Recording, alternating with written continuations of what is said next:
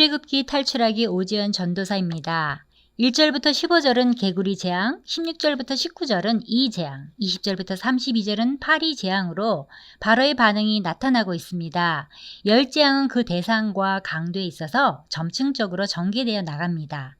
재앙을 내리시는 이유는 이스라엘을 해방시키기 위하심이지만 또 다른 한편으로는 우주에 대한 하나님의 절대적 주권의 선포입니다.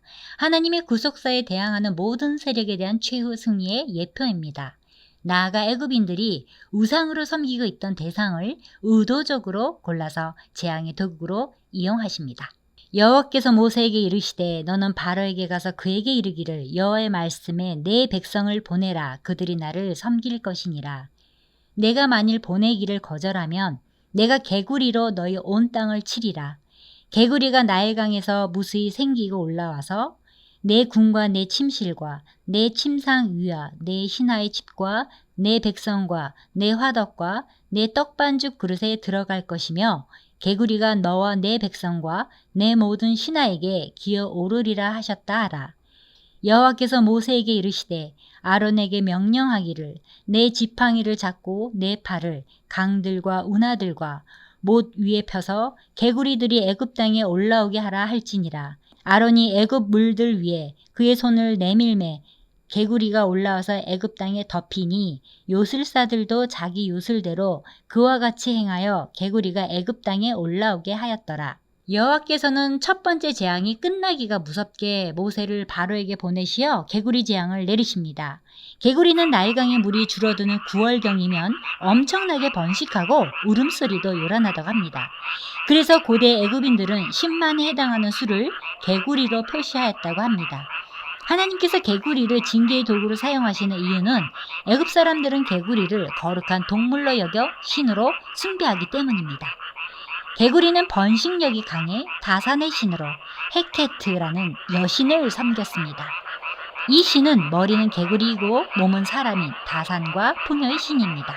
요한계시록 16장 13절에는 또 내가 봄에 개구리 같은 새 더러운 영이 용의 입과 짐승의 입과 거짓 선지자의 입에서 나오니라고 합니다.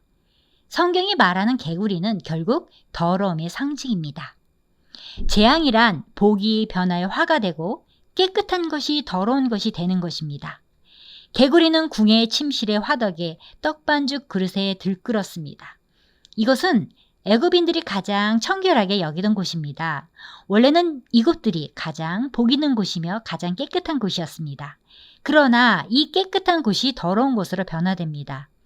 신명기 28장 5절에는 내 광주리와 떡반죽 그릇이 복을 받을 것이며 라고, 신명기 28장 17절에는 또 내 광주리와 떡반죽 그릇이 저주를 받을 것이요 라고 합니다.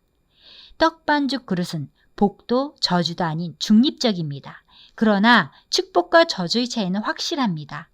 말씀을 듣고 따르면 축복을 받고 말씀을 듣지 않고 순종치 아니하면 저주를 받습니다. 모든 것이 사람의 자세에 따라 복이 되기도 하고 저주가 되기도 합니다. 요술사들은 애굽을 위한다면 개구리를 얼른 없애야 하는데 오히려 애굽을 더 더럽히고 어지럽게 만들었습니다. 이것은 거짓 선지자의 한계와 무능입니다. 첫 번째 재앙에서는 악취가 나일강에서만 났는데 이제는 온 땅에 납니다. 결국 애굽의 바로는 모세와 아론을 불러들여 협상합니다. 바로는 첫 번째 모습과는 달리 두 번째 재앙인 개구리가 온 애굽 천지에 가득하게 되자 하나님의 놀라운 능력을 인정하지 않을 수 없게 되었습니다. 바로가 모세와 아론을 불러 이르되 여호와께 구하여 나와 내 백성에게서 개구리를 떠나게 하라. 내가 이 백성을 보내리니 그들이 여호와께 제사를 드릴 것이니라. 바로가 모세와 아론을 부른 것은 이들이 하나님의 사자인 것을 인정하는 것이며 여호와께서 개구리 재앙을 내리셨으니 또한 그 재앙도 걷어갈 수 있는 능력도 소유한 분임을 인정하여 중보 기도를 요청하고 있는 것입니다.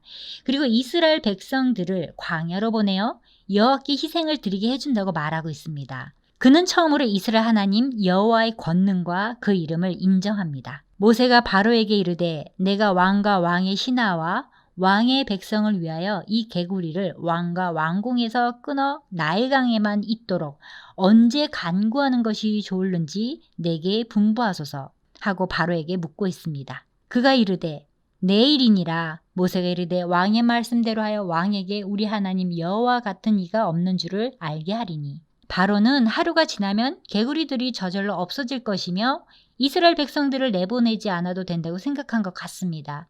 그러나 모세는 개구리가 없어지는 것을 통해서도 여호와께서 어떤 분이신지를 바로가 깨닫게 되기를 바라고 있습니다. 개구리가 왕과 왕궁과 왕의 신하와 왕의 백성을 떠나서 나일강에만 있으리이다 하고 모세와 아론이 바로를 떠나 나가서 바로에게 내리신 개구리에 대하여 모세가 여호와께 간구하매 여호와께서 모세의 말대로 하시니 개구리가 집과 마당과 밭에서부터 나와서 죽은지라.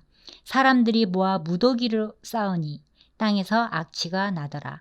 그러나 바로가 숨을 쉴 수 있게 됨을 보았을 때에 그의 마음을 완강하게 하여 그들의 말을 듣지 아니하였으니 여호와께서 말씀하신 것과 같더라. 하나님께서는 모세의 간구를 들으시고 개구리가 있던 곳에서 점점 없어지는 것이 아니라 한꺼번에 제거가 되었다는 것이므로 하나님의 권능이 확실하게 입증이 된 것입니다.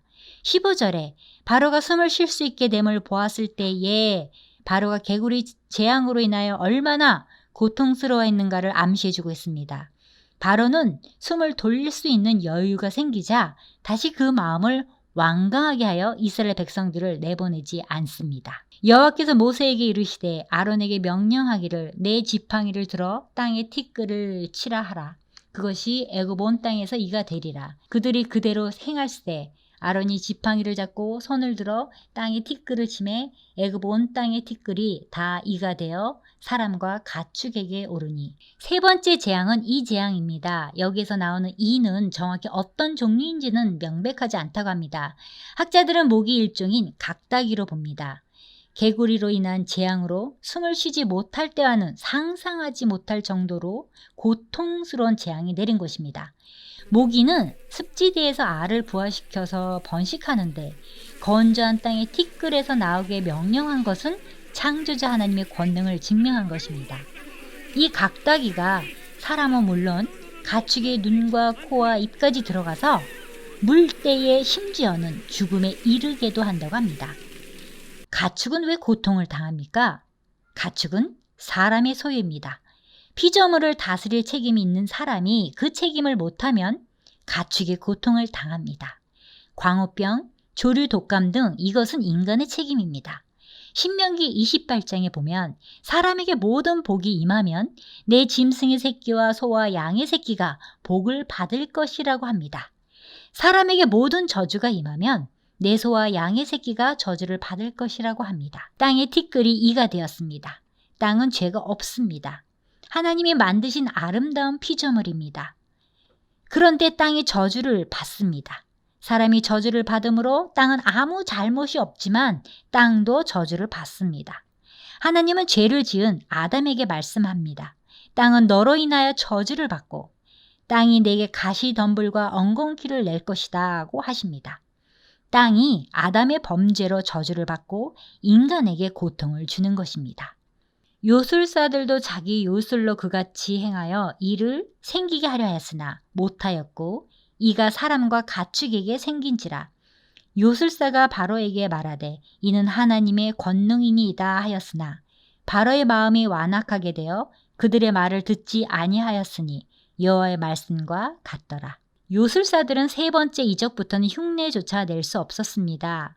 먼지가 없는 곳이 없으므로 이 재앙을 피할 수 있는 곳은 아무데도 없습니다. 애굽의 요술사들은 바로에게 이는 하나님의 권능이니이다 라고 인정했습니다.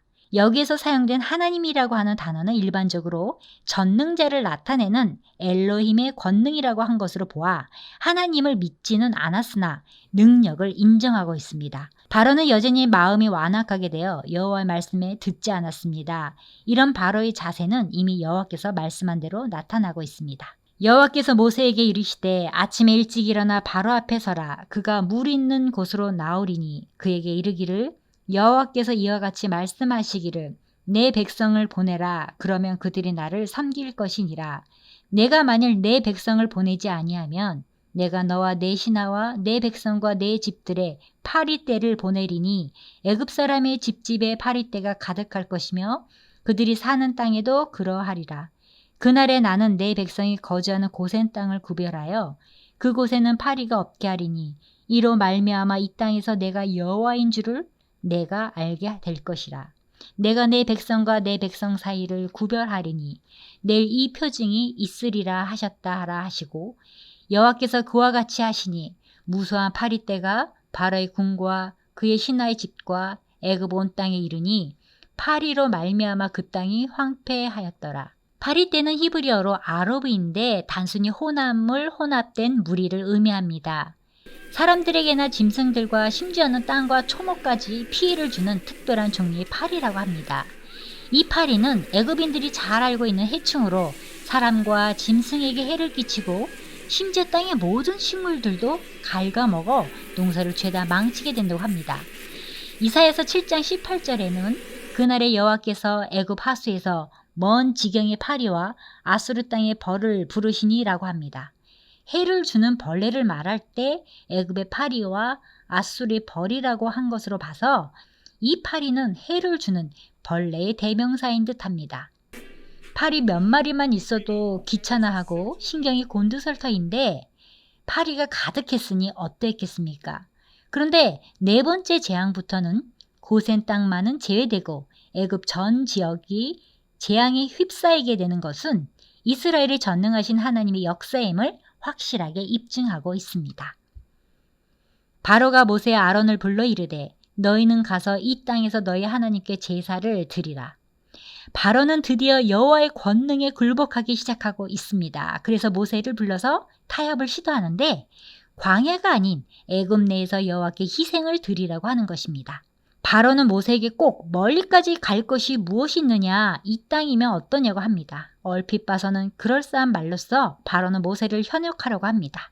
세상의 임금들은 하나님의 사람들을 혼동하기 쉬운 세상의 논리로 대항합니다. 이런 타협은 있을 수 없습니다. 하나님께서 원하시는 것은 이스라엘을 애굽의 노예 생활로부터 해방하는 것이기 때문입니다. 모세가 이르되 그리함은 부당하니이다. 우리가 우리 하나님 여호와께 제사를 드리는 것은 애굽 사람이 싫어하는 바인즉 우리가 만일 애굽 사람의 목전에서 제사를 드리면 그들이 그것을 미워하여 우리를 돌로 치지 아니하리까? 애굽 사람들은 종교적 이유로 짐승을 죽여 희생 제사를 드리는 것을 매우 싫어했습니다. 거의 모든 동물을 숭배하기 때문에 동물의 제사를 혐오했습니다. 애굽에서의 희생이란 미움 아래서의 제사입니다. 애굽 사람들이 미워하는 데서 제사를 지내는 것은 이런 제사가 순결한 제사일 수 없습니다. 불의가 행해지고 음행이 행해지고 이방 신에게 제사가 행해지는 곳에서 하나님께 제사를 드리는 것은 하나님이 기뻐하시지도 않고 받으시지도 않습니다. 하나님이 기뻐하시는 곳이 있습니다. 하나님의 임재가 있는 곳입니다. 우리가 사흘 길쯤 광야로 들어가서 우리 하나님 여호와께 제사를 드리되 우리에게 명령하시는 대로 하려 하나이다. 바로가 이르되 내가 너희를 보내리니 너희가 너희 하나님 여호와께 광야에서 제사를 드릴 것이나 너무 멀리 가지는 말라. 그런즉 너희는 나를 위하여 간구하라.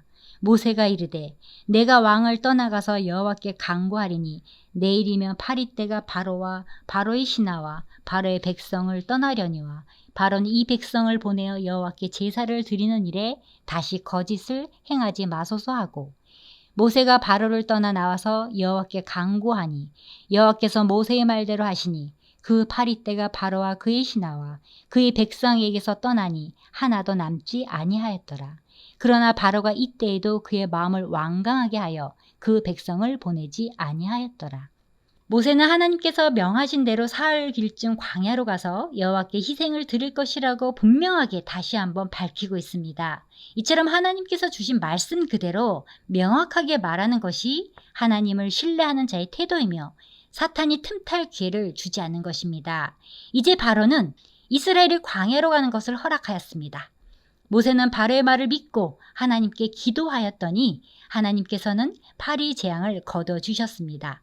그러나 바로가 이때에도 그의 마음을 완강하게 하여 그 백성을 보내지 아니합니다. 마무리합니다. 피로 물든 나일강인 첫 번째 재앙에서 두 번째 개구리 재앙은 군과 침실 그리고 침상에까지 올라와 애굽 땅을 온통 뒤엎었습니다. 세 번째 이 재앙은 가축까지 재앙을 받으며 네 번째 파리 재앙부터는 애굽인은 재앙을 받지만 고센에 사는 이스라엘인은 구별되어 재앙을 받지 않습니다. 여러분, 연꽃은 지저분한 물에서 삽니다. 물은 지저분하지만 꽃은 아름답습니다. 꽃만 봐서는 도저히 더러운 물에 사는 꽃이라고 믿어지지 않습니다. 그런데 물밑을 보면 그 뿌리는 맑은 물이 흐르는 쪽으로 휘어져 있다고 합니다. 겉모습은 더러운 물 위에 드러내지만 속모습은 항상 깨끗한 자태를 잃지 않습니다. 이것이 그리스도인의 모습입니다. 하나님은 책망과 재앙으로 가득한 애굽에 사는 하나님의 백성들을 완전히 구별하여 그 재앙을 면케하십니다. 이것이 세상을 사는 그리스도인의 모습입니다. 마태복음 25장을 보세요. 마지막 날에 하나님께서는 양과 염소를 엄격히 구별하십니다. 얼핏 보기에는 양 같지만 염소라고 왼쪽에 두시는 것도 있을 것입니다. 세상에서는 마치 염소 같았는데 하나님께서는 양이라고 오른쪽에 두시는 것도 있을 것입니다. 하나님은 하나님이 사람과 세상의 사람을 너무나 분명히 알고 계시고 구별하십니다. 예수님은 우리에게 너희는 세상에 속하지 아니하였고라고 하십니다. 요한복음 17장 16절에는 내가 세상에 속하지 아니함 같이 저희도 세상에 속하지 아니하였삼나이다 라고 합니다. 우리가 세상에 속하지 않았다고 예수님이 인정하신 것입니다. 따라서 요한일서 2장 15절에는 이 세상이나 세상에 있는 것들을 사랑치 말라고 하십니다. 샬롬.